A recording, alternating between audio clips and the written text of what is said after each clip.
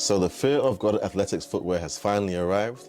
So let's unbox it. Before we get into this video, remember to follow me on Instagram and on TikTok at MrMorrow__ and subscribe to this channel for a chance to enter our 3K sneaker giveaway. As you would know from my last video, Fear of God Athletics dropped 2 new colorways for 2 silhouettes here in the UK. We did see the Fear of God basketball, which previously released in the carbon colorway, in the clay colorway, and for the first time, we have seen the release of the Los Angeles runner. Now, as I did mention in my last video, I have recently come back from Greece, where I did forget to take an additional set of footwear, so the Fear of God basketball was the only pair that I had out there, and I did average about between 15 to 20k steps each day. We were hiking the Acropolis, we were seeing a number of sites. I even took them social dancing whilst I was out there, and they held up remarkably well. It was raining quite heavily on one day, and these did keep my feet dry. The only thing that I didn't mention in my last video, which is one downside, is that it doesn't have as much traction as it is designed for basketball, and so because of that, when it was raining, I did have to be a bit careful where I step, but overall it was definitely well worth the money. With that being said,